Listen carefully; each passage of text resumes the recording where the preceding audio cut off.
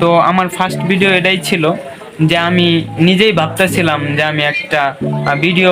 Hello guys, আমি কামরুল হাসান, আর আমার এই ভিডিওটার নাম দিছি আমি ফার্স্ট ভিডিও।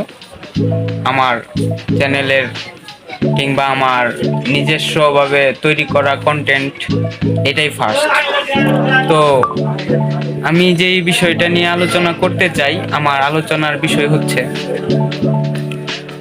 যে একটা ইউটিউবার, একটা কন্টেন্ট ক্রিয়েটর কিংবা একজন ডিরেক্টর একটা ফিল্ম, একটা ভিডিও, একটা ডকুমেন্টারি সে যদি তৈরি করতে পারে, সে একটা টপিকস বিষয় সম্পূর্ণরূপে ব্যাখ্যা কইরা সেটারে খণ্ড খণ্ড কইরা বাঙ্গায়া বুঝায়া তুলে ধরতে পারে, এরকম ভিডিও কন্টেন্ট তৈরি করতে পারলে যেই আনন্দ অনুভব হয়, যেই সত্য আনন্দ, পরম আনন্দ অনুভব করা হয়, তো এই ব্যাপার নিয়ে আমি কথা বলতে চাই।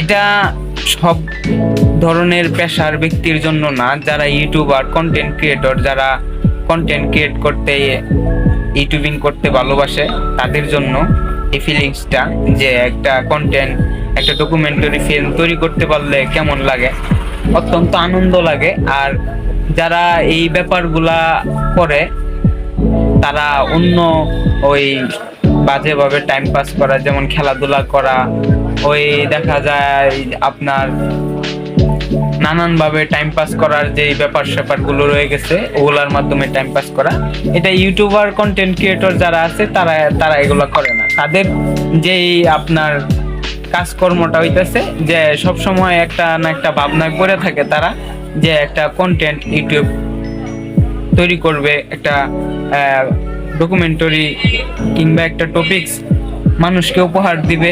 সে তার নিজের ভিতর থেকেও এই টপিকসটা কিংবা একটা ডকুমেন্টারি সে বের করে নিয়ে আসবে, নিয়ে এসে এটা ভিডিও বানাইতে পারবে। সে এটা করতে পারলে যে এটা করছে তার অনেক আনন্দ অনুভব হয়। তো যারা এই ব্যাপার স্যাপারগুলা নিয়ে থাকেন তারাই বুঝবেন আমার এই কথা, নাহলে এই বাজে কথার কোনো মূল্য নাই। ঠিক আছে?